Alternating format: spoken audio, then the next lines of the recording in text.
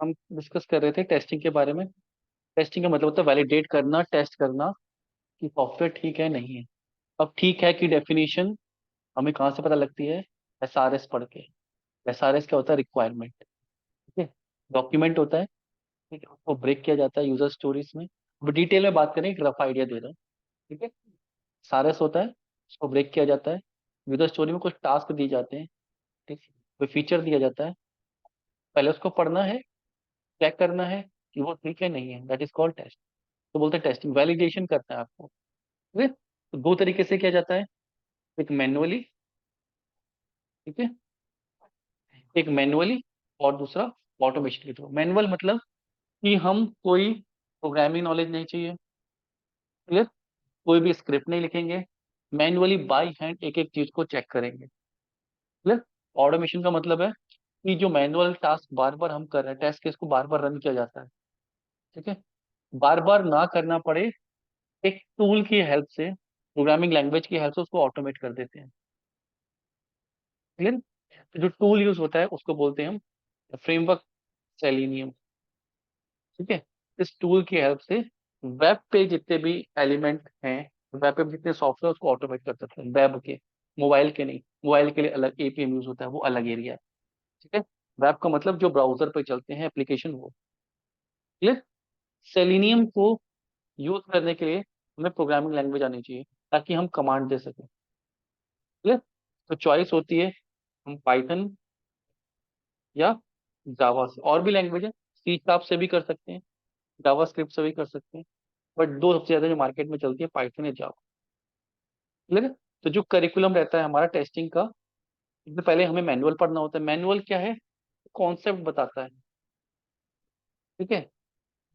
Manual testing क्या होती है, कैसे होती है, क्या प्रिंसिपल है, क्या मॉडल्स यूज होते हैं, टेस्ट केस क्या होते हैं, टेस्ट सिनेरियो क्या है, डिफेक्ट लाइफ साइकिल क्या है, डिफेक्ट क्या है, regression testing, smoke testing, build development tool, staging servers. ठीक है, ये सारे क्या होते हैं। डेटाबेस टेस्टिंग क्या होती है, सिक्वल टेस्टिंग कैसे करते हैं।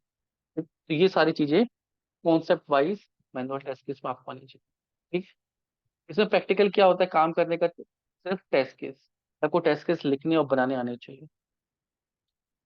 क्लियर है? और डिफेक्ट लॉक करने, अभी सारा डिस्कस करेंगे क्या रोल होता है, कैसे करते हैं। Clear. Automation side by side अगर सीखनी है तो हम पाइथन सीख सकते हैं या जावा सीख सकते हैं।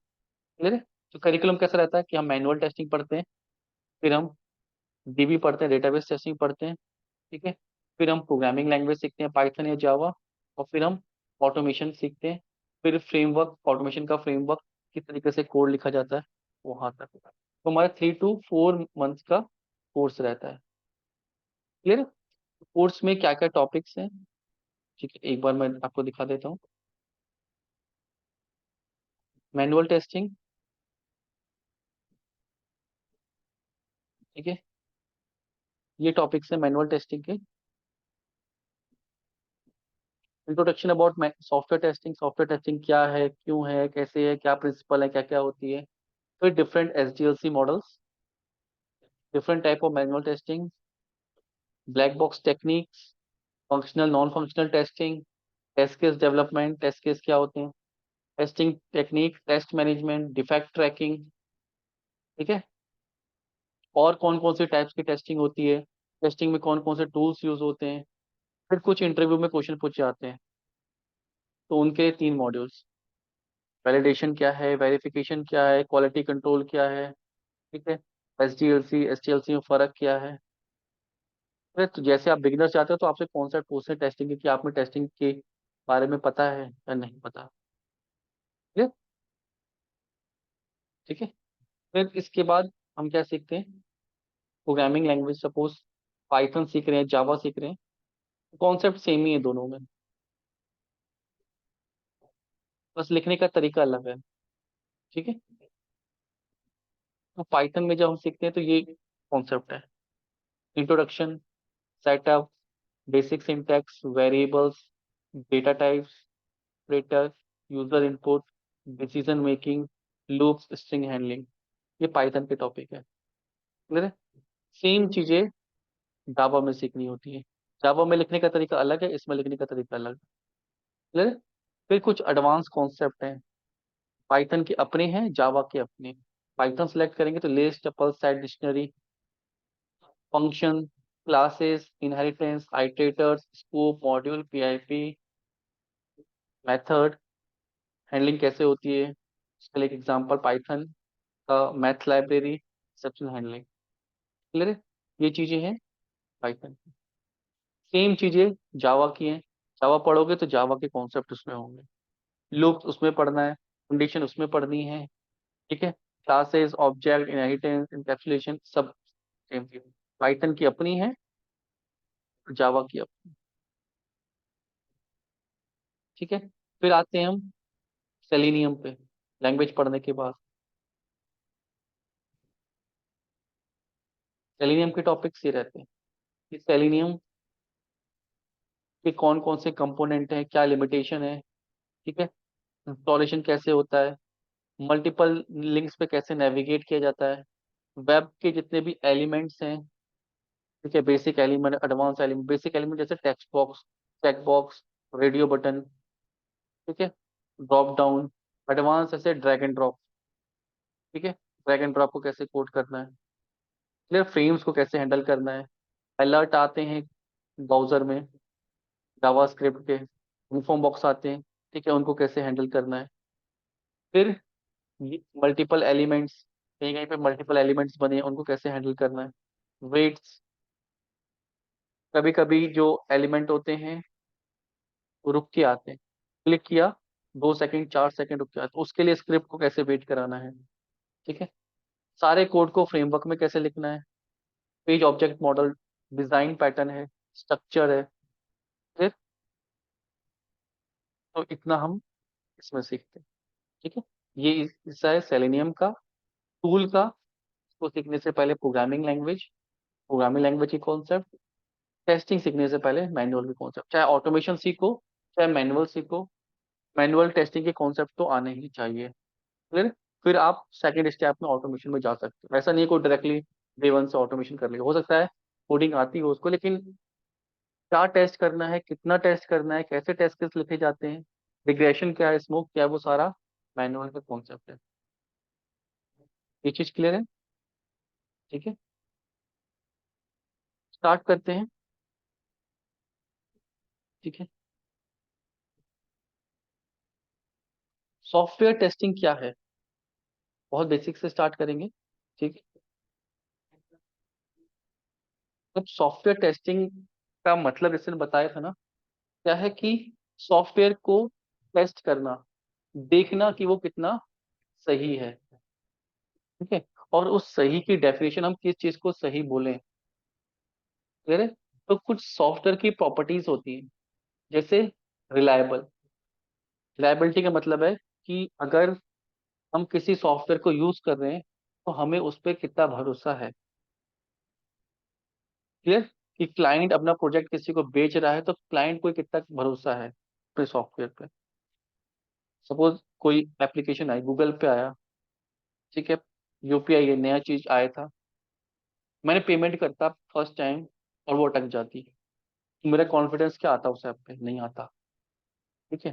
हो सकता है दसियों लोगों ने यूज किया होगा, उनको नहीं आई और मेरे को आ गई, सॉफ्टवेयर हो सकता है। क्लियर है? या बैंक अकाउंट में कुछ प्रॉब्लम हो तो मेरा कहीं ना कहीं उस पर भरोसा हटेगा। अगर वो रिपीट हो गई फिर से, तो कहीं पेमेंट फंस गई, 2-3 बार अटक गई, ठीक है, मैंने देखा है अकाउंट भी सही है, सब कुछ सही है, तो मैं तो बिल्कुल भी यूज नहीं करूँ। तो जैसे ही हम मार्केट में एप्लीकेशन को उतारते हैं तो हमें फिश मेक श्योर करना है कि वो बिल्कुल तरीके से टेस्ट है। क्लियर है? अगर क्लाइंट को डिफेक्ट मिले, client मतलब जो यूजर्स है उनको डिफेक्ट मिले, तो एप्लीकेशन को यूज करना वो बंद कर देंगे। क्लियर है? इनिशियल स्टेज बहुत इंपॉर्टेंट है। 2-4 साल 5 साल बाद आके वो डिफेक्ट आ गए तो उतना बड़ा नहीं रहती, दुनिया यूज कर रही है उसमें से किसी एक को आ गया। क्लियर है? ठीक है? तो रिलायबल सॉफ्टवेयर की प्रॉपर्टी की सॉफ्टवेयर रिलायबल होना चाहिए। रिलायबल तभी हो सकता है जब हमने उसकी अच्छे से टेस्टिंग की हो। टेस्टिंग करना क्यों इंपॉर्टेंट है? क्योंकि जो सॉफ्टवेयर बनता है, ठीक है, तो ह्यूमंस ही बना रहे हैं, कोड लिख रहे हैं, बहुत सारा कोड लिख रहे हैं, एक जना नहीं लिख रहा है, मल्टीपल लोग लिख रहे हैं, मल्टीपल लोगों के कोड को आपस में मर्ज किया जा रहा है, बहुत सारे लॉजिक बिल्ड कर रहे हैं। तो मैंने कुछ सोचा कुछ कोड लिखा, आपने कुछ सोचा कुछ कोड लिखा, बहुत सारा लॉजिक मिलके कोड बनता है। ठीक है। तो उसमें कहीं ना कहीं लॉजिक के इश्यूज आते हैं, सिंटेक्स के इश्यूज आते हैं। आपने कुछ सोचा, आपने कुछ सोचा, आपने कुछ सोच के बनाया, और वो चीजें क्लैश कर रही हैं आपस में। क्लियर है? या कहीं बनाते समय कुछ गलती हो गई, रिक्वायरमेंट आपने कुछ और समझी, प्रोडक्ट ओनर ने रिक्वायरमेंट समझाई आपको, ठीक है, कॉम्प्लेक्स थी, उसने कुछ समझाया, आपको कुछ समझ में आया, आपने कोड कर दिया, सीधे उतार नहीं देंगे। बीच में कौन है? टेस्टर है। वो समझेगा कि क्या बनवाया था और क्या बनाया है, उन दोनों को वैलिडेट करेगा। क्लियर? तो रिलायबल समझ में आ गया। स्केलेबल, स्केलेबल का मतलब होता है इंक्रीज और डिक्रीज करना। सॉफ्टवेयर जब भी हम मार्केट में उतारते हैं, ठीक है, स्केलेबिलिटी का बहुत ध्यान रखते हैं कि कल अगर हमें कुछ अपडेट करना पड़ा इसमें, तो क्या हम वर्जन अपडेट कितना कर सकते हैं। सपोज मैं बिल्डिंग बना रहा हूँ, ठीक है, आज मैंने फर्स्ट स्टोरी बनाई, ठीक है, तो मुझे ध्यान रखना है कि वो फर्स्ट स्टोरी तक नहीं रहेगी, आगे सेकंड थर्ड भी मैं फ्यूचर बनाना चाहूँ तो बना सकूँ, बट इतना रोबस्ट बनाना है। ऐसा नहीं कि मैं जुगाड़बाजी करके अभी चलवा दिया, मैंने चार दीवारें बना के खड़ा कर दिया अभी प्रोजेक्ट अपना, और वो फिलहाल के लिए तो चल रहा है, लेकिन वो स्केलेबल नहीं है, तो कोई फायदा नहीं है। तो सॉफ्टवेयर की प्रॉपर्टी की वो सही, दिखने में सही है, अंदर से नहीं। क्लियर? पोर्टेबल, पोर्टेबिलिटी का मतलब होता है कि डिवाइस या सॉफ्टवेयर मल्टीपल डिवाइसेस पे सपोर्ट दे। ठीक है, कोई विंडोज पे यूज करना चाहता है, ठीक है, कोई फोन पे यूज करना चाहता है। क्लियर है? किसी पे स्क्रीन साइज छोटा है, किसी पे बड़ा है, ठीक है, एप्लीकेशन उस अकॉर्डिंग रिस्पॉन्सिव होनी चाहिए। क्लियर? उसे बोलते हैं पोर्टेबल। क्लियर है? फिर है रीयूजेबिलिटी।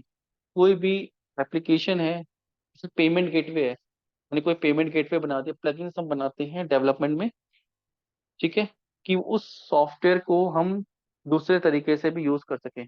वो आज किसी ने मेरे से वेबसाइट बनाई, मैंने ड्यूकैट के लिए वेबसाइट बनाई, फिर उन्होंने मेरे को कहा कि उसमें पेमेंट गेटवे भी ऐड कर दो, कि बच्चे फीस पे करें और हमारे अकाउंट में आ जाए, तो मैंने वो मॉड्यूल बना दिया। कल दूसरा इंस्टीट्यूट आया कि हमें भी अपनी पेमेंट करानी है, तो वो जो मॉड्यूल मैंने बनाया था उसको ही मैं रीयूज कर पाऊँ। ऐसे मॉड्यूल्स को हम बोलते हैं यूजेबिलिटी। फिर आती है यूजेबिलिटी। यूजेबिलिटी होता है कि कितनी आसानी से उस सॉफ्टवेयर को हम यूज कर पा रहे हैं। आजकल आपने कौन कौन से सॉफ्टवेयर के नाम सुने? जनरली सुनते होगे, डेली सुनते होगे, से कोई भी डेली सॉफ्ट, बहुत सारे हैं, दिन भर 25 सॉफ्टवेयर यूज करते हैं। गूगल पे और फोन पे, पेटीएम और आप यूपीआई, व्हाट्सएप, फेसबुक, ठीक है, इंस्टाग्राम हो गया। अब देखो, फेसबुक है, सबसे ज्यादा कौन सा चलता है आपको लगता है, क्या चलता है? इंस्टाग्राम। इंस्टाग्राम कितना आसान है यूज करना, एक 4 साल का बच्चा भी स्क्रॉल कर रहा है, ठीक है, चाहे वो बैंकिंग ऐप को यूज कर रहा है नहीं कर रहा है, लेकिन वो चार, उसको पढ़ना भी नहीं आता होगा लेकिन स्क्रॉल करना आ जाता है। इससे क्या पता लगता है कि उस सॉफ्टवेयर की यूजेबिलिटी इतनी अच्छी है, उसको 4 साल से लेके 60 साल तक के लोग भी आराम से यूज कर रहे हैं। जिनको पहले फोन चलाने नहीं आते थे, या जिनको अभी जो सीख रहे हैं छोटे बच्चे हैं, सॉफ्टवेयर की यूजेबिलिटी का ध्यान रखा जाता है अपनी ऑडियंस को टारगेट करके। क्लियर है? तो ये डेवलपर सिर्फ गलतियां निकालना टेस्टर का काम नहीं है। अगर कोई सॉफ्टवेयर बनाए, उसका फ्लो बनता है, कोई लॉगिन करेगा, फिर उसके अंदर जाएगा, फिर उसके अंदर जाएगा, तभी सॉफ्टवेयर डेवलपर को देखो बना दिया, ठीक है, क्लाइंट के हिसाब से। लेकिन जब टेस्टर टेस्ट करा तो उसको वो फ्लो कंफ्यूजिंग लग रहा है, यार ये तो मैं तो डॉक्यूमेंट पढ़िए मेरे को समझ में आ रहा है, बंदा जो यूज करेगा उसको कैसे आएगा। तो उसकी यूजेबिलिटी भी देखी जाती है, यूजेबिलिटी शुड बी हाई, आसानी से उस फ्लो के अंदर हम आ जाए। क्लियर है? ठीक है, तो ये भी चेक करना, इसी इसी इन चीजों को हम बोलते हैं करेक्टनेस, की सॉफ्टवेयर कितना सही है, फिर गलतियां नहीं निकालनी है। ये हो सकता है उसमें गलतियां ना हो लेकिन उसकी यूजेबिलिटी अच्छी नहीं है, वो भी नहीं चलेगा। व्हाट्सएप चल रहा है, व्हाट्सएप जैसे और भी सॉफ्टवेयर आए थे, बंद हो गए, अच्छे नहीं थे, डिजाइन अच्छा नहीं था, यूजेबिलिटी अच्छी नहीं थी, लोगों को पसंद नहीं आए। आई थी ना, हाइक आया था, बहुत सारे मैसेंजर आते हैं, वी चैट आया था, बहुत सारे आते हैं। फिर यूट्यूब की तरह और भी साइट है, बट उनका यूजिबिलिटी नहीं है। टिकटॉक जो फेमस हुआ था, तो वीडियो इतनी तेजी से रेंडर होती थी कि कहीं भी नहीं आता था। उससे पहले भी एप्स आए थे, वीडियो बहुत पॉज करती थी। ठीक है, तो यूजिबिलिटी हाई ज्यादा, मतलब उसके यूजर ज्यादा अट्रैक्ट होंगे, उनको ज्यादा पसंद आएगा। इसलिए गूगल की पेमेंट इतनी क्विकली हो जाती है, ठीक है, स्कैन करते पेमेंट हो रही है। वो ही डिले लेती, कहीं नेटवर्क का इशू आता, 4 जगह साइन इन करना पड़ता, तो नहीं होती। आज भी बहुत सारे लोग एटीएम यूज नहीं कर पाते हैं, जो ओल्ड एज के होते हैं, स्कैन कर सीख गए हैं। ठीक है, क्योंकि उसमें तो एक ही लेआउट आ रहा है। एटीएम में क्या क्या लेआउट अलग अलग है, किसी में इंग्लिश आता है, किसी में नहीं आता, किसी में पहले पिन मांगता है कार्ड के बाद, तो उनको एक फ्लो सिखाना थोड़ा सा मुश्किल हो जाता है। क्लियर है। यूजिबिलिटी का ध्यान हमें रखना है, यूजेबल भी ज्यादा हो। तो इसे बोलते हैं एट्रीब्यूट की, एटलीस्ट सॉफ्टवेयर कुछ पैरामीटर्स बनाए, उन पे खरा उतरे। ये क्लियर हुआ। ठीक है, ये चीज समझ में आ गई। एक्चुअल में ये तो बुकिश डेफिनेशन है कि ऐसा होना चाहिए। क्लियर है, लेकिन जब हम रियल वर्ल्ड में जाते हैं, इंडस्ट्री के कुछ नॉर्म्स अलग है। वहां पे क्लाइंट भगवान है। ठीक है, जो क्लाइंट ने कहा है वो करके देना है। क्लाइंट ने कहा है 2+2 5 आना चाहिए तो आना चाहिए। क्लाइंट को हम बता सकते हैं कि भैया ये गलत हो रहा है, 2+2 5 नहीं 4 होते हैं। तो उसने कहा नहीं, मेरा सॉफ्टवेयर ऐसा ही है, 2+2 कोई कर रहा है तो मैं उसमें एक ऐड कर रहा हूँ अपनी तरफ से। क्लियर है, तो 5 आना चाहिए तो आना चाहिए, तो वो उसका फ्लो है।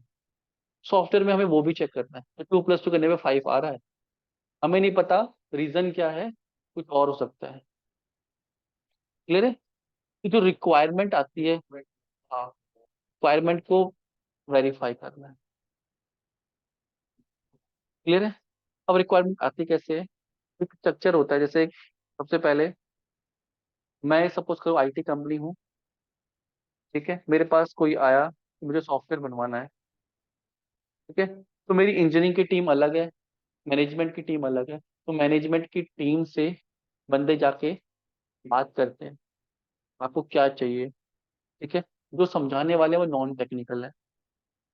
क्लियर है, तो वो उनको हेल्प करते हैं कि अच्छा आप मुझे प्रॉब्लम बताओ, करना क्या है। अब जैसे ड्यूकेट कहेगा कि मुझे सॉफ्टवेयर बनाना है, ठीक है, बच्चे ऑनलाइन पे कर पाए, तो किसी वेंडर के पास जाएगा, तो वेंडर से एक प्रोडक्ट ओनर आएगा। ठीक है, तो बिजनेस एनालिस्ट जिसको बोलते हैं वो आएगा, वो यहाँ के मैनेजर से बात करेगा कि रिक्वायरमेंट क्या है आपकी, क्या चाहिए, कैसा है। तो वो लोग बैठ के कुछ पेपर्स रेडी करेंगे। ठीक है, कि आपने ये बोला था, हमने ये सजेस्ट किया है, ठीक है, आपका सॉफ्टवेयर ऐसा बनेगा, that is called SRS, software requirement specification. ठीक है, वो फाइनल हो गया। क्लियर है, कभी भी कंफ्यूजन होगी तो हम किसको रेफर करेंगे, SRS। ठीक है,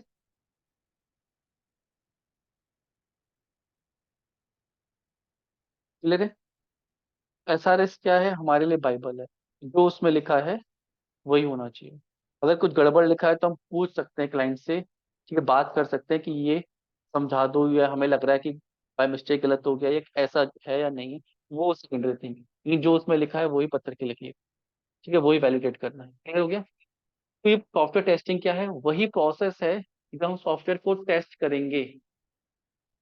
क्लियर है, वेरीफाई करेंगे। क्लियर, यही चेक करेंगे कि जो SRS में लिखा था वो है। जब सॉफ्टवेयर को चेक करेंगे तो उसका एक्चुअल बिहेवियर पता लगेगा। SRS को पढ़ेंगे तो एक्सपेक्टेड बिहेवियर आएगा। दो वर्ड है, एक है एक्चुअल बिहेवियर, एक है एक्सपेक्टेड बिहेवियर। अगर दोनों सेम हैं तो मतलब ठीक है सॉफ्टवेयर, नहीं है तो डिफेक्ट है।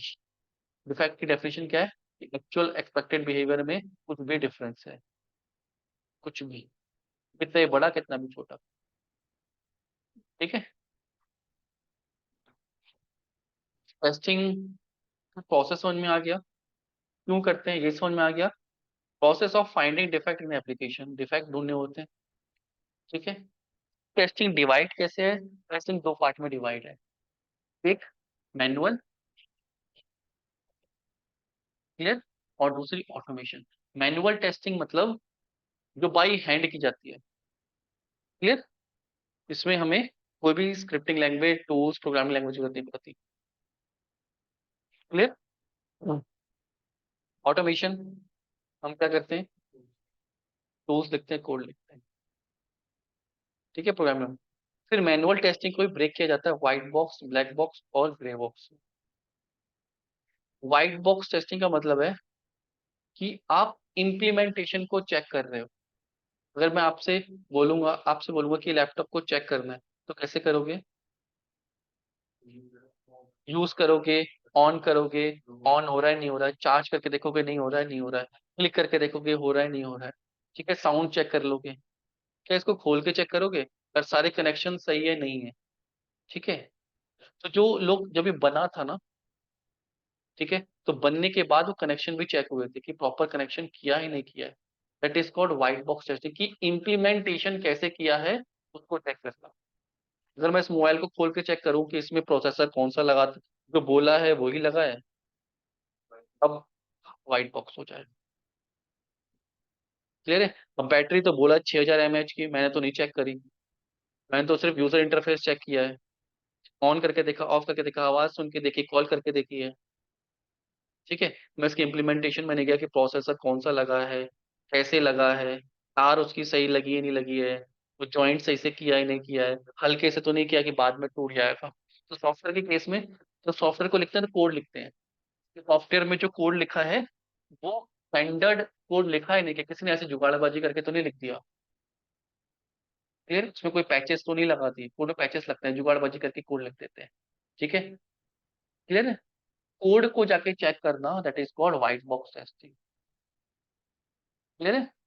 और इम्प्लीमेंटेशन को चेक कर ना करके उसके इनपुट और आउटपुट बिहेवियर को चेक करना। ब्लैक बॉक्स मतलब कि वो बॉक्स है, ठीक है, हम उसको इनपुट देंगे, वो हमें आउटपुट देगा, उसके अंदर क्या हो रहा है हमें नहीं मतलब, वो सही चलना चाहिए। मैं फैन दबाऊं, बटन दबाऊं और फैन चल जाए, वो मेरी टेस्टिंग है, क्लियर है। अब मैं उसको खोल के नहीं देखूंगा कि वायर लाल लगनी थी यार, उसने पीली लगा के चला गया है, ठीक है, कर रहा है लेकिन गड़बड़ है, गलत है, क्लियर है। तो व्हाइट बॉक्स टेस्टिंग कौन करता है, डेवलपर अपना कोड लिखते हैं, उस कोड को चेक करने के लिए और कोड लिखते हैं, ठीक है, हाँ, उसके भी टेस्ट केसेस बनते हैं, उसे बोलते हैं यूनिट टेस्टिंग, ठीक है, क्लियर है। तो अपना पूरा सारा कोड लिखते हैं, ठीक है, उस कोड को चेक करने के लिए भी कि ये कोड क्या रिटर्न कर रहा है, मैंने से क्या मांगा था, ठीक है।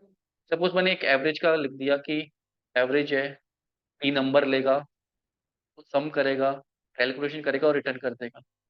तो मैं कोड को चेक करने के लिए दूसरा कोड लिखता हूँ कि मैं इस फंक्शन को कॉल करूँ, 3 नंबर दूं और जो क्या रिटर्न कर रहा है उसको चेक करूँ, तो वो कोड से किया जाता है, क्लियर। उसे बोलते हैं क्या, यूनिट टेस्टिंग। कौन करता है, डेवलपर करते हैं,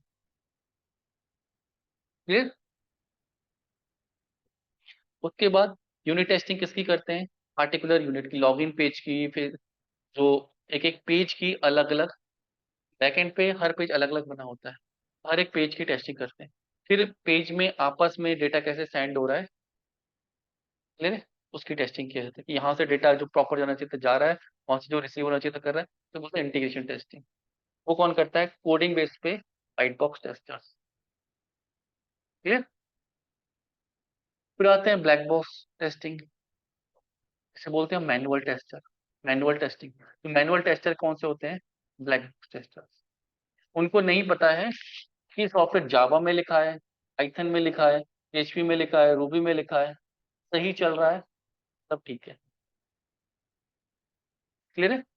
हम्म। फिर होता है ग्रे बॉक्स टेस्टर, जो व्हाइट बॉक्स भी करता हो, ब्लैक बॉक्स भी करता जानता हो, उसे बोलते हैं ग्रे बॉक्स। जैसे सीनियर्स होते हैं ना, बहुत मल्टीपल एक्सपीरियंस होता है, टीम को हैंडल कर रहे होते हैं, थोड़ा बहुत उनको कोड का भी नॉलेज होता है, कोड को भी रिव्यू कर रहे होते हैं, और मैनुअल टेस्टिंग को भी रिव्यू कर रहे होते हैं, तो वो एक तरीके से ग्रे बॉक्स हो जाते हैं। दोनों चीज की नॉलेज होती है। क्लियर? तो हम जो सीख रहे हैं वो किस अंडर में आएगा? Black box. ठीक है, तो हम कौन से ब्लैक बॉक्स टेस्ट? हमें इम्प्लीमेंटेशन से नहीं मतलब, हमें नहीं मतलब कि डॉट नेट में बनाए, जावा में बनाए, PHP बनाए, अच्छे से बनाए हैं, ठीक बनाए हैं। क्लियर है? अब ब्लैक बॉक्स टेस्टिंग भी दो पार्ट में डिवाइड है। एक है फंक्शनल, दूसरी है नॉन फंक्शनल। ठीक है, फंक्शनल मतलब फंक्शनैलिटी को चेक करना। फंक्शनैलिटी क्या होती है? जैसे रिमोट रखा है, ठीक है, मैं इस बटन पे पावर ऑफ करूं तो ऑफ होना चाहिए, ये फंक्शनैलिटी है। कि मैं एग्जिट पे क्लिक करूं तो एग्जिट होना चाहिए, साउंड पे क्लिक करूं तो साउंड होना चाहिए। ठीक है, वेबसाइट में क्या होता है कि अगर सपोज मैंने कोई वेबसाइट ओपन करी, ठीक है, यहाँ पे यूट्यूब लिखा तो यूट्यूब आ रहा है, मैंने URL पे किया, इस यूट्यूब लोगो पे क्लिक किया तो होम पेज पे आ गया, साइन इन पे क्लिक किया तो साइन इन पे पहुंच रहा हूँ, क्रिएट अकाउंट पे किया तो क्रिएट अकाउंट पे जा रहा हूँ। तो ये फंक्शनैलिटी है इसकी, ये सही चलना चाहिए था कि मैं यहाँ पे शॉर्ट्स पे क्लिक कर रहा हूँ तो शॉर्ट्स आ रहे हैं इसके। क्लियर? सब्सक्रिप्शन पे क्लिक कर रहा हूँ, अगर साइन इन किया होता तो अंदर चला जाता, साइन इन नहीं किया तो साइन इन के लिए पूछ रहा है। ये फंक्शनैलिटी काम कर रही है, that is called functional testing. Website कैसे चल रही है, उसके फीचर, उसका वर्कफ्लो क्या है, उसको टेस्ट करना, that is called functional testing. ठीक है, अब जब वेबसाइट में फंक्शनल टेस्टिंग सही चल रही होती है तो अब हम उससे और ज्यादा टेस्टिंग करते हैं। ठीक है, पहले 8-10 साल तक फंक्शनल टेस्टिंग बड़ी अच्छी चलती थी। ठीक है, अब क्या हो गया है, जो नंबर ऑफ यूजर्स है बहुत ज्यादा है। क्लियर? ठीक है, अगर हम अब ये भी चेक करते हैं कि एक साथ 1 लाख लोग या 10 लाख लोग आ गए वीडियो देखने, ठीक है, और उन्हें लाइक करना स्टार्ट कर दिया वीडियो को, तो क्या आप 10 लाख के प्रॉपर लाइक काउंट हो रहे हैं? ऐसा तो नहीं किसी के छूट जा रहे हैं कि वो सिस्टम पीछे हैंग हो रहा है। 10 लाख लोगों ने एक साथ वीडियो पे क्लिक कर दिया, तो क्या वीडियो प्रॉपर चल रही है? ठीक है, that is called non functional testing. हम उसकी कंपैटिबिलिटी को, उसके लोड को, उससे कि किस पॉइंट पे जाके ब्रेक हो रही है, क्योंकि सर्वर पे CPU, सर्वर्स पे CPU, प्रोसेसर, रैम्स लगी होती है।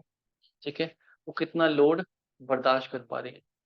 एक बंदा चल पा रहा है, फंक्शनल टेस्टिंग, और मैं उस पर सामान लादे जा रहा हूँ, देखने को ये कितना बर्दाश्त कर सकता है। तो 5 किलो, 10 किलो, 20 किलो, 50 किलो, कहीं तो एक उसका लिमिट हो गया कि वो बैठ जाएगा, नहीं चल पाएगा।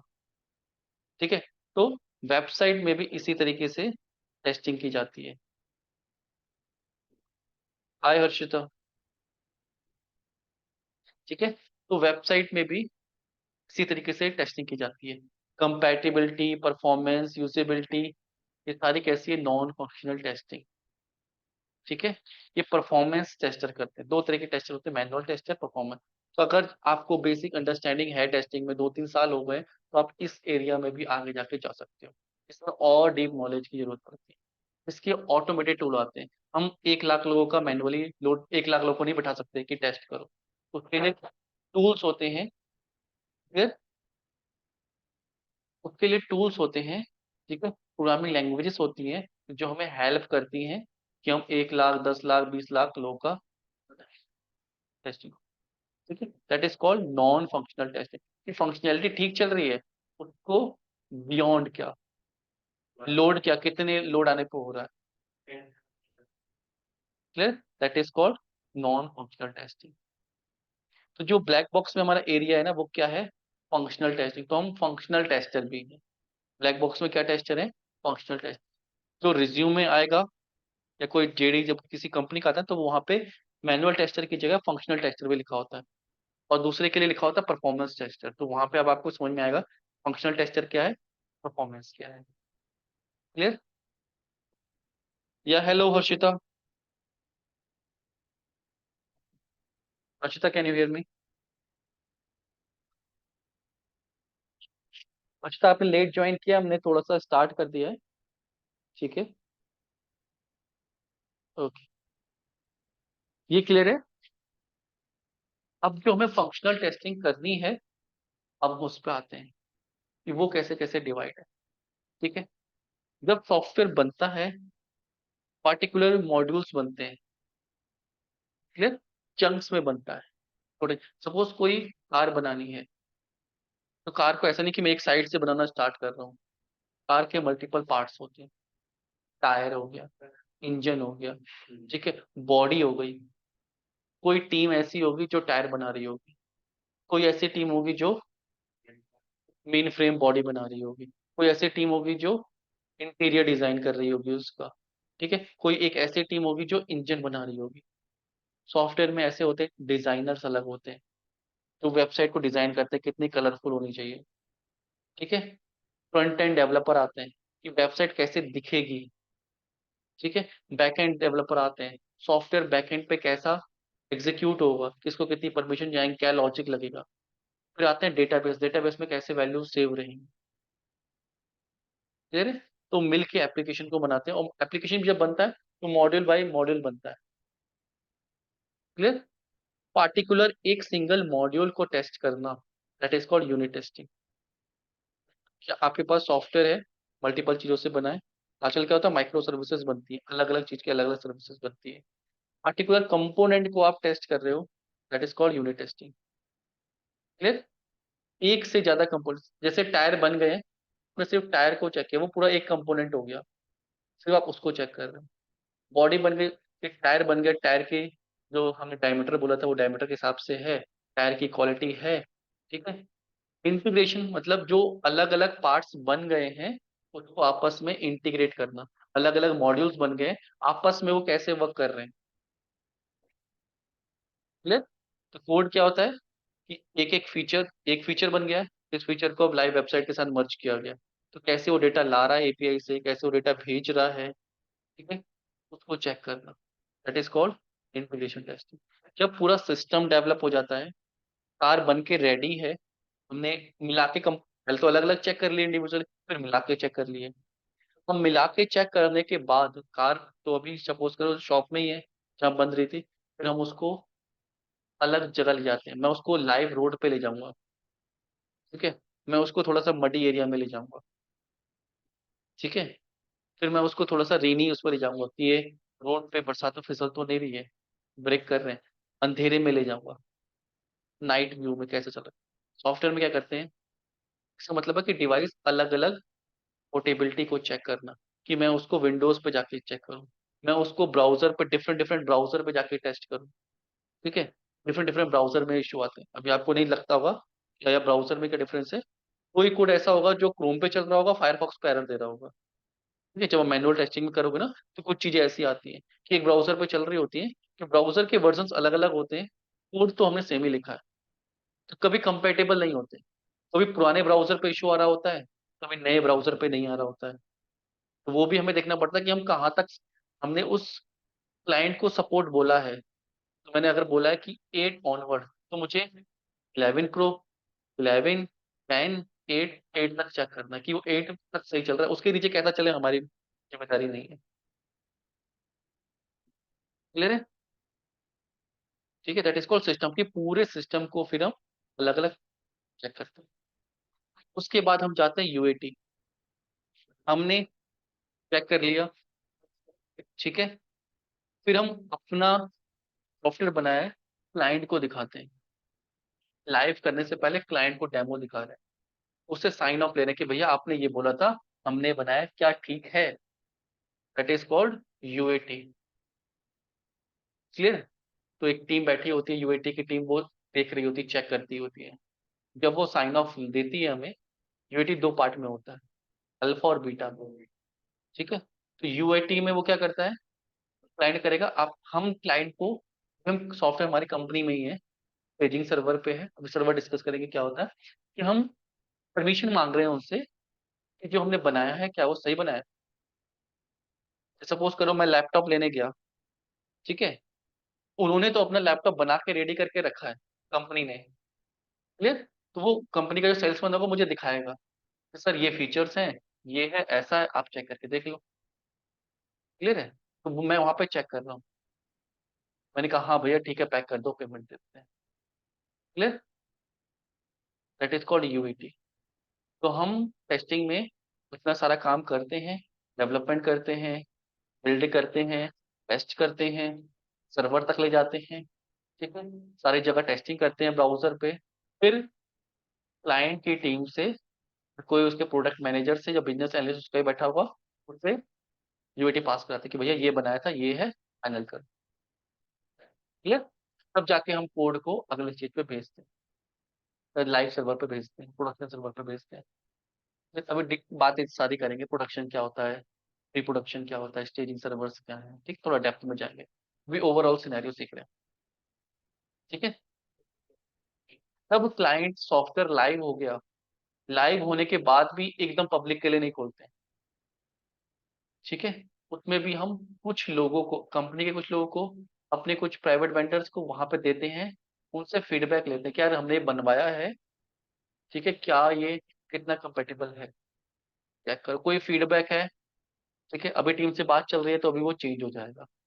पब्लिक में उतारने से पहले एक बीटा वर्जन उतरता है।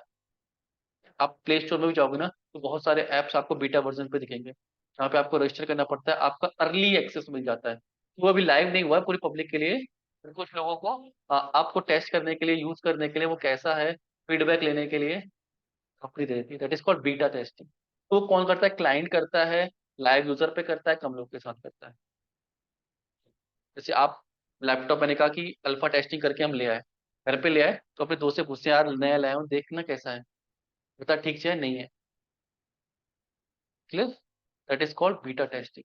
तो बीटा वर्जन लॉन्च होता है सॉफ्टवेयर का, एक्चुअल सॉफ्टवेयर को लॉन्च होने से पहले कम लोगों को एक्सेस दिया जाता है, उनसे फीडबैक लिया जाता है, क्योंकि लाइव यूजर लाइव ही है। टेस्टिंग वाला तो टेस्टिंग के पर्सपेक्टिव से देखता है, लाइव वाला तो फिर लाइव पे ही है कि एक साथ कितने लोग यूज कर रहे हैं, लाइव सर्वर पे क्या है, रिस्पॉन्स कैसा है। हमने तो सोचा यार हमारी चीज बहुत अच्छी कामयाब हो जाएगी, क्या पता लोग उसका यूज नहीं कर रहे हो, और जितनी हमने नहीं सोचा उससे कभी ज्यादा रिस्पॉन्स आता है। तो दोनों केसेस होते हैं। That is called beta test, ठीक है। सो बीइंग अ टेस्टर मेरी रिस्पॉन्सिबिलिटी अल्फा टेस्टिंग तक होती है। बीटा में जिससे जो बनवाया था, जो लोग यूज नहीं कर रहे हैं, तो मेरी गलती नहीं है। क्लियर है, लोगों का फीडबैक अलग आ रहा है, मेरी गलती नहीं है, ठीक है। मैं कहाँ तक रिस्पॉन्सिबल हूँ, अल्फा तक। एसआरएस, एसआरएस कहाँ तक वैलिड है, अल्फा तक।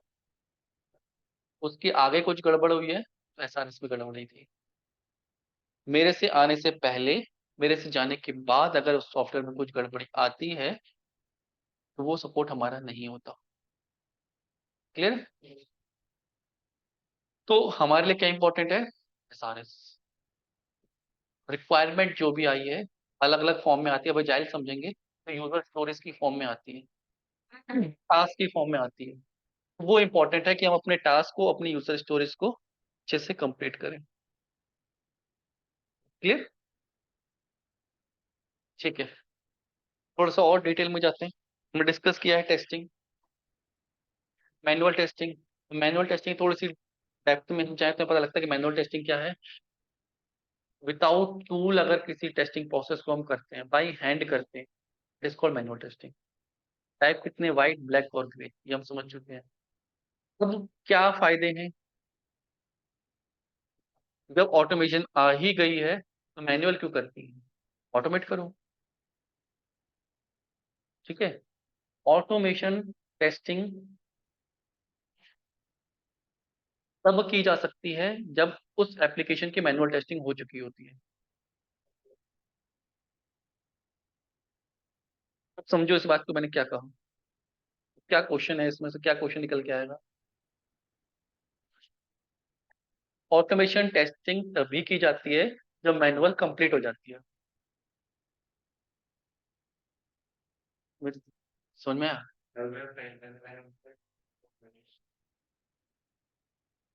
तो इससे क्या क्वेश्चन निकल के आता है कि सर अगर मैनुअल टेस्टिंग हो चुकी है तो फिर ऑटोमेशन की जरूरत ही क्या है, जब हम टेस्टिंग मैनुअली कर चुके हैं, ठीक है, तो फिर हमें ऑटोमेट करने की जरूरत क्या है। क्लियर है, ठीक है। अभी पहले समझते हैं मैनुअल क्यों। मैनुअल टेस्टिंग प्रोडक्ट को स्टेबल बनाती है। क्लियर, स्टेबल मतलब मैनुअल टेस्टिंग का काम है डिफेक्ट ढूंढ के उसके डिफेक्ट को डेवलपर को देना, सही करवाना। सारे डिफेक्ट जो निकलते हैं वो किससे निकलते हैं? मैनुअल टेस्टिंग से। क्लियर? मैनुअल टेस्टर बैठते हैं, टेस्ट केस बनाते हैं, सिनेरियो देखते हैं, टेस्टिंग करते हैं, डिफेक्ट ढूंढते हैं, उस डिफेक्ट को वहां से सही करवाते हैं। ये किसका काम होता है? मैनुअल टेस्टिंग का। हर प्रोजेक्ट में 101% पहले मैनुअल टेस्टिंग पूरी होती है। ऑटोमेशन किसी की हो ना हो वो चॉइस रहती है, मैनुअल तो होती ही होती है। क्लियर है? मैनुअल टेस्टिंग का स्कोप तो हर प्रोजेक्ट में है। क्लियर?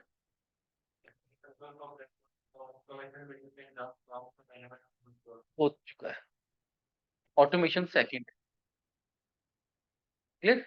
सेकंड क्यों है? क्यों ऑटोमेशन होती है जब मैनुअल हो चुकी है, उसमें अभी ऑटोमेशन में करेंगे तब समझ में आएगा। Manual testing fast and accurate visual feedback. इसका मतलब होता है कि जो चेक कर रहे हैं ना, वो एक्चुअल इंसान बैठा हुआ है, वो दिख रहा है, वो मशीन नहीं है। ऑटोमेशन में हम मशीन को बैठा देते हैं। विजुअल फीडबैक है, कलर ज्यादा डार्क है, कम डार्क है, आंखों को चुभ रहा है, ठीक है, अच्छा नहीं लग रहा है, वो विजुअल फीडबैक है, वो मशीन नहीं बता सकती। ठीक है? हाँ, टेक्सचर भी है और यूजर भी है, यूजर पर्सपेक्टिव से वो टेस्टिंग कर रहा है। क्लियर? मशीन को अगर हम बोलेंगे तभी वो करेगी। ठीक है? मैनुअल टेस्टिंग, अगर हम टेस्ट केस लिखा है ए से बी जाने का, मैनुअल को दिख रहा है यार कहीं सी में भी गड़बड़ी हो रही है, तो उसको भी देख लेगा। ऑटोमेशन वाले स्क्रिप्ट को ए से बी का काम है तो वो उतना ही देखेगी। क्लियर? स्क्रिप्ट पे काम, वो स्क्रिप्ट ही कोई ऑटोमेट करती और कुछ नहीं देखेगी। ठीक है? जितना स्क्रिप्ट का काम है उतना ही करेगी। लेस एक्सपेंसिव, इसमें लाइसेंस टूल की जरूरत नहीं होती। ठीक है? तो ये थोड़ी सी लेस एक्सपेंसिव है। नो कोडिंग रिक्वायर्ड, कोडिंग की जरूरत पड़ती नहीं है किसी भी एज पे। क्लियर है? तो आईटी की ये ऐसी जॉब है जो नॉन कोडिंग जॉब भी बोलते हैं इसको। एक बिजनेस एनालिस्ट की जॉब, एक डिजाइनर की जॉब, ठीक है, और एक टेस्टर की जॉब, नॉन कोडिंग जॉब है। क्लियर? अब ऑटोमेशन, मैनुअल टेस्टिंग ही सब कुछ कर रही है तो ऑटोमेशन क्यों? ठीक है, अब ध्यान से समझो। प्रोजेक्ट मैंने बताया था मॉड्यूल बाय मॉड्यूल बनता है। सपोज व्हाट्सएप जब बना था, तो आज कौन कौन से फीचर है व्हाट्सएप में? चैटिंग का है, कॉलिंग आ गया है, वीडियो कॉलिंग आ गया, ऑडियो आ गया है, पेमेंट भी आ गया है, फाइल शेयरिंग आ गया है, स्टेटस आ गया है, स्टेटस में प्राइवेसी का आ गया है, ठीक है, लोकेशन का आ गया है, करंट लोकेशन, वो लोकेशन, सारे मॉड्यूल्स आ गए हैं। और भी हैं, इंक्रिप्शन आ गया है, पहले नहीं था। ठीक है? क्या जब व्हाट्सएप बना था ये सारी चीजें थी? नहीं थी, बहुत कम ऑप्शन थे। हाँ, ग्रुपिंग का आ गया है, ब्रॉडकास्टिंग का आ गया है। ठीक है? आजकल तो मैसेज डिसअपेयरिंग का आ गया है। ये सारे ऑप्शन पहले नहीं थे। मैंने बताया ना, सॉफ्टवेयर वर्जन टू वर्जन बनता है। ठीक है? और भी फीचर आएंगे। क्लियर है? तो पहले बात करते हैं यहाँ पे, जब चैटिंग का ऑप्शन आया तब सॉफ्टवेयर छोटा था। चैटिंग के ही टेस्ट केस हमने बनाए 100 टेस्ट केस मान लो, 100 तरीके से इसको चेक किया, सिनेरियोस बने, अलग अलग ब्राउजर पे बने, 100 टेस्ट केस के अराउंड रफली मान लेते हैं। तो इससे कम ज्यादा हो सकते हैं। ठीक है? एक एस्टिमेट लेते हैं। ठीक है? तो 2-3 महीने बैठ के टेस्टर ने इसको बनाया होगा। ठीक है? फिर टाइम टू टाइम टेस्ट किया होगा। क्लियर है? फिर हमने क्या किया? कॉलिंग भी डाल दी, इसके भी 100 टेस्ट केस। क्लियर है? फिर 3 मंथ्स लगे। लेकिन जब मैंने कॉलिंग बनाई, तो ये कॉलिंग कहाँ बनाया? जो सॉफ्टवेयर ऑलरेडी बना हुआ था उसी के साथ इंटीग्रेट किया। तो मुझे इसको इंटीग्रेट करने के बाद इसको भी चेक करना पड़ा। कोड मर्ज हुआ ना। ठीक है?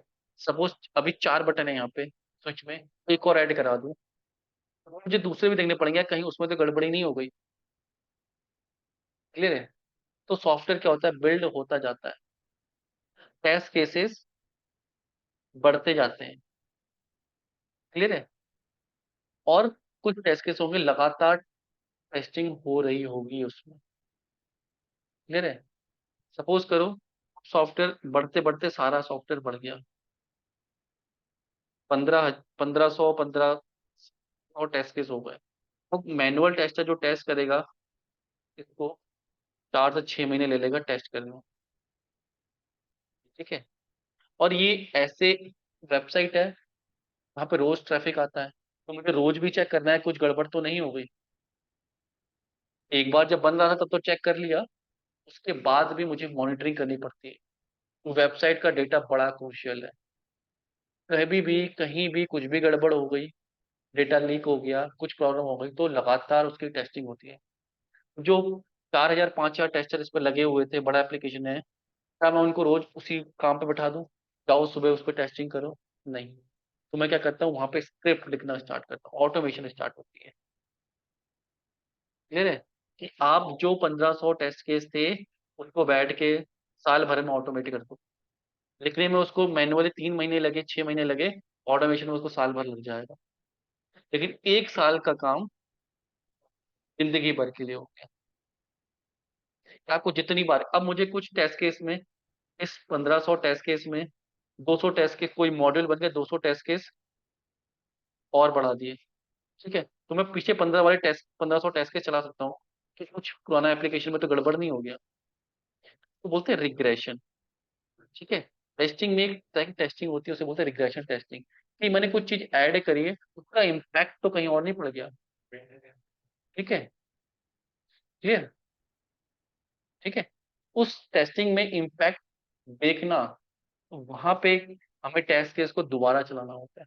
तीसरी बार चलाना होता है मैनुअल टेस्टिंग। मैंने कुछ भी कोड ऐड किया, मुझे इम्पैक्ट ढूंढना है, सारे टेस्ट के दोबारा चलाओ। तो वहां पे जो टेस्ट केस बार बार चलाने होते हैं, तो उनमें एरर है नहीं है, सॉफ्टवेयर में एरर हो भी सकता है, नहीं भी हो सकता है, मैनुअली टेस्ट होके आ गए थे। तो जो रिपीटिशन है टेस्ट केस का, उसको कम करने के लिए हम क्या करते हैं, ऑटोमेशन करते हैं। आजकल हर सॉफ्टवेयर बढ़ता जा रहा है। ठीक है? कभी वर्जन अपडेट होते जा रहे हैं, ये कई फीचर्स बढ़ते जा रहे हैं, फीचर नहीं बढ़ता जाता उसको और फास्ट किया जा रहा है नई नई टेक्नोलॉजी से। ठीक है? इसीलिए ऑटोमेशन डिमांड में आ गई। मैनुअल की भी अपनी जरूरत है। मैनुअल का काम क्या है, उसको स्टेबल करना। हम फर्स्ट टाइम से मैनुअल टेस्टिंग करते हैं, ऑटोमेशन नहीं करते हैं, क्योंकि ऑटोमेशन करने जाएंगे तो बहुत सारा कोड लिखना पड़ेगा, और अलग अलग कंडीशन चेक करने के लिए लिखनी पड़ेंगी। ऐसा नो, तो वो मैनुअल टेस्टिंग से हम कम कर देते हैं कि जो गलतियां हैं वो सही कर दो, गलतियां ना ढूंढनी पड़े, जो सही चीज है उसको हम इम्प्लीमेंट करें। ये चीज क्लियर हो गई?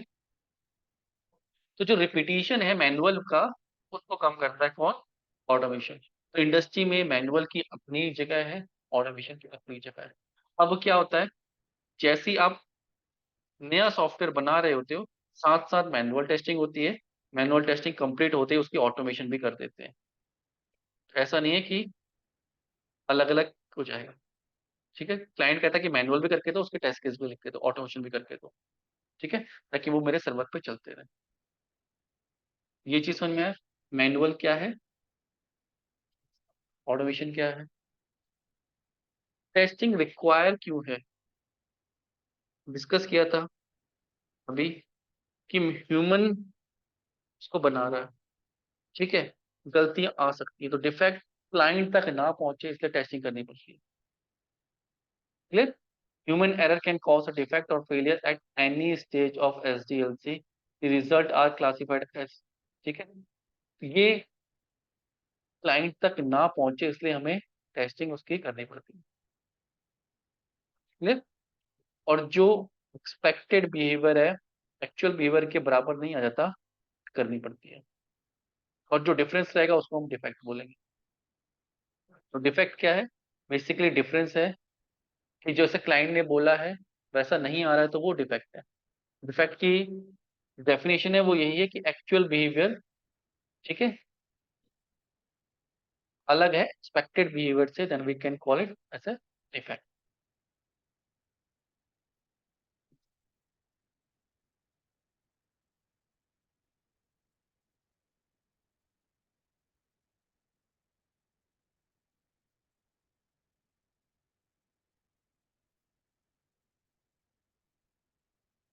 ये क्लियर हो गया डिफेक्ट। कुछ प्रिंसिपल्स हैं इसके टेस्टिंग के, ठीक है। क्या testing shows the presence of defect. पहला तो यही है कि टेस्टिंग करते क्यों है, क्योंकि उससे डिफेक्ट मिलते हैं, इसलिए करनी चाहिए, ठीक है। Exhaustive testing is not possible. Testing का रूल है हम सब कुछ नहीं टेस्ट कर सकते, ठीक है। सपोज मैंने कैलकुलेटर बना दिया, सपोज यहाँ पे कैलकुलेटर है, तो मैंने इसको टेस्ट करने के लिए कह दिया, ठीक है। चलो ये प्लस बटन है, मैं कहूँगी प्लस बटन सही काम कर रहा है नहीं कर रहा है, ठीक है। इसको टेस्ट किया। क्या मैं दुनिया के सारे नंबर्स को इस पे ऐड करके टेस्ट करूं? एग्जॉस्टिव मतलब सब कुछ टेस्ट करूं, पॉसिबल है? ठीक है, पॉसिबल ही नहीं कि मैं हर कुछ नहीं टेस्ट कर सकता। मैं कुछ टेक्निक का यूज करूंगा, कुछ तरीके यूज करूंगा, जिससे मेरे को ये कॉन्फिडेंस हो जाए कि ये ठीक है। एग्जॉस्टिव टेस्टिंग कि मैं हर कुछ नहीं टेस्ट कर सकता। तो टेस्टिंग का प्रिंसिपल ये है कि पता होना चाहिए आपको, अगर क्लाइंट भी बोला तो हम सब कुछ टेस्ट नहीं कर सकते, हर सिनेरियो हर चीज को नहीं कवर कर सकते, ये हर डेटा के ऊपर टेस्ट नहीं कर सकते। तो हमें कुछ टेक्निक्स का, कुछ तरीकों का फॉलो करने होते हैं। ये क्लियर हो गया। फिर अर्ली टेस्टिंग। अर्ली टेस्टिंग का मतलब होता है जैसे जैसे सॉफ्टवेयर बन रहा है वैसे वैसे उसकी टेस्टिंग करते जाओ। आजकल एजाइल चलता है, ठीक है। जैसे जैसे प्रोडक्ट, पहले क्या होता था कि प्रोडक्ट पूरा बन जाता था फिर उसकी टेस्टिंग की जाती थी, ठीक है। अब जैसे जैसे टोस्टेक बनता जा रहा है, ठीक है, छोटे छोटे कोड ऐड होते जा रहे हैं, टेस्टिंग करते जाओ, क्योंकि डिफेक्ट उतनी ही जल्दी मिलेगा, और जितनी जल्दी मिलेगा उतना डिफेक्ट छोटा होगा, उतना इम्पैक्ट कम होगा, उतने ही पैसे खर्च कम होंगे। तो डिफेक्ट बाद में जाके पकड़ा गया, मल्टीपल मॉड्यूल्स में चेंज हो जाएगा, तो उसको चेंज करने बैठेंगे और चेंज हो जाएगा। वो कास्केडिंग इफेक्ट देके बढ़ता रहता है। अर्ली डिफेक्ट, छोटे से छोटे डिफेक्ट। मैं कोई बिल्डिंग बना रहा हूँ, ठीक है, पहले तो एक दो मंजिलें बनती थी, 15 20 25 मंजिलें तो आम बात है। सेम सॉफ्टवेयर में भी होता है। अगर कोई गलती मुझे फर्स्ट और सेकेंड स्टोरी पे ही मिल गई, ठीक है, एक दो स्टोरी बनने के बाद, तो वो तब भी मैं उसको सही कर सकता हूँ। करने को मैं 25 पे जाके भी कर सकता हूँ, लेकिन उसका इम्पैक्ट सोचो आप कि कितना ज्यादा चीजों को करना पड़ेगा, फिर मैं जुगाड़बाजी करनी पड़ती है। क्लियर है? इसे बोलते हैं पैच। फिर सॉफ्टवेयर में फिर पैचेस लगाने पड़ते हैं कि भैया पूरा सॉफ्टवेयर तो नहीं बदल सकते, गड़बड़ हो गया है, पैच करो। क्लियर? ये समझ में आया क्या? अर्ली टेस्टिंग क्यों इंपॉर्टेंट है? जितनी जल्दी डिफेक्ट मिलेंगे उतने ही छोटे होंगे, उतना ही सही करना आसान होगा, और उतना ही पैसे इसमें कम लगेंगे, डेवलपर का, टेस्टर का, पूरी टीम का टाइम कम लगेगा। क्लियर है? नेक्स्ट है डिफेक्ट क्लस्टरिंग। डिफेक्ट क्लस्टरिंग, यहाँ पे एक रूल चलता है 80-20 रूल। ये कहता है कि सॉफ्टवेयर में, पूरे सॉफ्टवेयर में 20% एरिया ऐसा होगा जहां पे 80% डिफेक्ट मिलेंगे। ऐसे समझो, मैं अगर बात करूं गुड़गांव की, गुड़गांव में जाम बहुत लगता है, ठीक है। गुड़गांव में अगर 100 किलोमीटर की रोड है, तो क्या 100 के 100 किलोमीटर पे जाम लगता है? कुछ एरिया स्पेसिफिक ऐसे हैं जहाँ पे लगता ही लगता है, ठीक है। तो उसको मान लो कि 20% एरिया ऐसा ही है जहाँ पे पूरे गुड़गांव का 80% जाम वहीं लगता है। ये चीज क्लियर हो गई? क्यों? रीजन क्या है कि उस रोड पे जहाँ पे जाम लग रहा है वहां पे बसेस, गाड़ी, ट्रांसपोर्ट ज्यादा होगा, ट्रैफिक ज्यादा होगा। दूसरा, मल्टीपल रोड्स आके मर्ज हो रही होंगी। क्लियर है? तो हाँ, सेम सॉफ्टवेयर में होता है कि सॉफ्टवेयर के जिस मॉड्यूल पे कॉम्प्लेक्सिटी ज्यादा है, कॉम्प्लेक्सिटी ज्यादा है मतलब कि वहां पे मल्टीपल मॉड्यूल्स आके मर्ज होते हैं, वहां पे लॉजिक ज्यादा लिखा हुआ है, तो वहीं से डिफेक्ट ज्यादा निकलते हैं। तो वो एरिया हमें ज्यादा पकड़ता है, तो कोर एरिया जिसको हम बोले। एग्जाम्पल नहीं, लॉगिन पेज नहीं, जैसे पेमेंट वाला पेज है, पेमेंट गेटवे ज्यादा पेज है, ठीक है, उससे वहां पे दो चीजों का मिल रहा है, हमारी वेबसाइट पेमेंट के, क्लियर है? तो वहां पे ज्यादा इशू आएंगे। अलग अलग बैंकिंग के हमने, हाँ, अलग अलग बैंकिंग के ऑप्शन दिए हैं, वो कोर एरिया हो गया हमारा, ठीक है। उसमें यूपीआई पेमेंट भी दे रखी है, गूगल पे भी दे रखा है, तो वहीं पे ऑप्शन ज्यादा दे रखे हैं। और दो अलग अलग चीजों को आपस में वहाँ पे मर्ज करने की कोशिश की है, डेटा यहाँ से जाएगा उसमें जाएगा, क्लियर है? तो वहां पे कॉम्प्लेक्सिटी ज्यादा होती है, वहां पे अलग अलग तरीके से टेस्ट करना पड़ता है। हाँ, वहां पे भी है। अब वो डिपेंड करता है कि सॉफ्टवेयर का कौन सा एरिया है, ठीक है। फिर है पेस्टिसाइड पैराडॉक्स। ठीक है, कहता है कि अगर सेम टेस्ट केस को सेम वेबसाइट पे रन करते रहेंगे तो डिफेक्ट आने कम हो जाएंगे। क्या मतलब हुआ इसका? हम जब टेस्टिंग करते हैं, डिफेक्ट आते हैं, उनको सही करने के लिए डेवलपर को दे देते हैं, ठीक है। डेवलपर क्या करता है, टेस्ट को उसको सही कर देता है, फिर हम टेस्ट को दोबारा करते हैं, फिर वो पास हो जाता है। बार बार अगर हम सेम टेस्ट केस कर रहे हैं, डिफेक्ट को आने सॉल्व कर चुके हैं, सेम टेस्ट केस को बार बार करेंगे, आम सी बात है कि डिफेक्ट आने बंद हो जाएंगे। तो हमें टाइम टू टाइम, अगर एप्लीकेशन बढ़ रहा है, कॉम्प्लेक्सिटी बढ़ रही है, तो टेस्ट केस भी साथ साथ अपडेट करते रहने चाहिए। क्लियर? ठीक है। नेक्स्ट है टेस्टिंग इज कॉन्टेक्स्ट डिपेंडेंट। हम क्या चेक कर रहे हैं, टेस्टिंग उस पर भी डिपेंड करती है। मैं गेमिंग साइट को चेक कर रहा हूँ, अलग तरीका है। एक ई कॉमर्स साइट को चेक कर रहा हूँ, अलग तरीका। एक बैंकिंग साइट को चेक कर रहा हूँ, अलग तरीका है। तो हम इंडस्ट्री में आगे जाके ना डोमेन स्पेसिफिक भी हो जाते हैं कि मैं यार बैंकिंग वेबसाइट को, मेरी जो हिस्ट्री रही है, बैंकिंग वेबसाइट मैंने चेक की थी, तो मैं बैंकिंग डोमेन को अच्छे से समझता हूँ। बैंकिंग की टर्मिनोलॉजीज अपनी होती है, पर्सनल लोन क्या है, ड्राफ्ट ओवर बिल क्या है, ठीक है। मैं किसी गेमिंग साइट को चेक कर रहा हूँ तो उसकी टर्मिनोलॉजीज अलग है। मैं कोई ई कॉमर्स साइट को चेक कर रहा हूँ तो उसका पीडीपी पेज क्या है, केएलपी पेज क्या है, पेमेंट गेटवे कैसा होता है, तो वो मुझे सारा समझ में आता है। क्योंकि ई कॉमर्स साइट 80% तो एक ही तरीके से काम करती है। फ्लो हो सकता है अलग अलग हो, लेकिन अगर एक वेबसाइट में पेमेंट करना सीख गया, सपोज करो, तो वो फिर तीसरी साइड में को आसान है। क्लियर? तो क्या है, कंटेक्स्ट डिपेंडेंट है। हम क्या चेक कर रहे हैं, कैसे फीचर्स हैं, क्या वैल्यूज हैं, वो इंपॉर्टेंट रहती है, ठीक है। नेक्स्ट है absence of error policy. Absence of error policy मतलब कि हम जिंदगी में कितनी भी टेस्टिंग कर लें, वी कैन नॉट 100% श्योर कि सारे डिफेक्ट हमने फिक्स कर लिए, हमने सारे डिफेक्ट ढूंढ लिए, ठीक है। आप कभी कितनी भी टेस्टिंग कर लें, कितने भी अच्छे डेवलपर ले आए जो कोड कर लें, आप कभी 100% कमिट नहीं कर सकते कि इसमें आगे डिफेक्ट नहीं आएगा। इसीलिए अपडेट आते रहते हैं, ठीक है। क्यों? क्योंकि जो रियल सिनेरियो है उसमें हो सकता है कुछ और हो रहा हो, जो हमने रिक्वायरमेंट लिखी थी उसमें और हो रहा, हम तो रिक्वायरमेंट के हिसाब से उसको यूज किया है, ठीक है। सॉफ्टवेयर एंड यूजर उसको किस तरीके से यूज कर रहा है नहीं पता, क्लियर है? वो हो सकता है सिनेरियो कवर ना किया और रिक्वायरमेंट में, कि ऐसा भी यूज हो सकता है, क्लियर है? तब नए वर्जन आते हैं, तब उसके बग्स को फिक्स किया जाता है।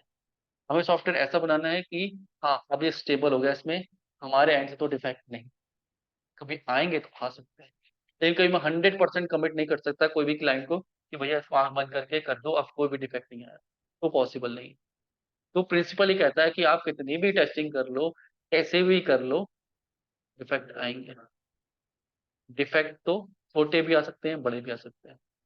अच्छे से टेस्टिंग किए तो ज्यादा बड़े नहीं आएंगे, लेकिन डिफेक्ट आ सकते हैं। 99% हम श्योर कर सकते हैं, ठीक है। 1% आप कितना भी पढ़ के ले जाओ एग्जाम में, रिजल्ट आने के बाद ही पता लगेगा कि आपने कैसा किया था, वही वाला हिसाब है। तो 100% कमिटमेंट नहीं होती, 99% हम बकरी बना सकते हैं कि हमने अच्छे से टेस्ट कर लिया है, सारी टेस्टिंग कर ली है, जितने भी तरीके से कर लिए हैं, एसआरएस पूरा हमने देख लिया है। बट फिर भी ऐसा कोई सिनेरियो जो आपने छोड़ दिया हो कि इसको इस तरीके से भी यूज हो सकता था, पर ध्यान नहीं हो, तो वहां पे एरर आ सकता है। That is called sense of error policy. ये चीज समझ में आई, आज इतना ही रखेंगे हम। सॉफ्टवेयर टेस्टिंग एट्रीब्यूट्स क्या है, मैनुअल टेस्टिंग के types, white box, black box, functional, non functional, UAT, alpha, beta, structure structure testing कौन से उसमें कह रहे हो? जैसे बहुत टाइप की टेस्टिंग है। स्ट्रक्चर टेस्टिंग तो मैंने भी नहीं सुना है, कौन सी पहली बार सुना। पढ़ा है आपने? बता तो मुझे कहीं ऐसे। कहीं मैं कहीं पढ़ रहा था ना, डिफरेंट 17। तो वाइट बॉक्स में स्ट्रक्चर है, तो आप फ्लो को अगर करना चाह रहे हो, स्ट्रक्चर का मतलब होता है कि एप्लीकेशन को फ्लो को चेक करना। ठीक है, तो डेटा कैसे सेंड हो रहा है उस, तो वाइट का पार्ट आ जाता है। ठीक है। Manual testing, automation. ठीक है। टेस्टिंग रिक्वायर क्यों है, डिफेक्ट क्या है, और इन प्रिंसिपल्स का हमें ध्यान रखना चाहिए। ठीक है, तो ये पहला मॉड्यूल था जो हमने आज पढ़ा। इसमें कोई डाउट है? अब ये चीजें समझ में आ रही है? पोर्टेबिलिटी है सॉफ्टवेयर की, तो क्या मतलब है, रीयूजेबिलिटी। ठीक है, integration testing, system testing, white box, black box. ठीक है। मैनुअल कब होती है, क्यों होती है, ऑटोमेशन क्यों होती है, दोनों क्यों जरूरी हैं। ठीक है, टेस्टिंग ही क्यों जरूरी है, डिफेक्ट क्या है, कुछ है क्या। तो ये बेसिक है जो बीइंग ए टेस्टर हमें पता होनी चाहिए। क्लियर? ठीक है। चलो आज इतना ही रखते हैं। इसकी रिकॉर्डिंग में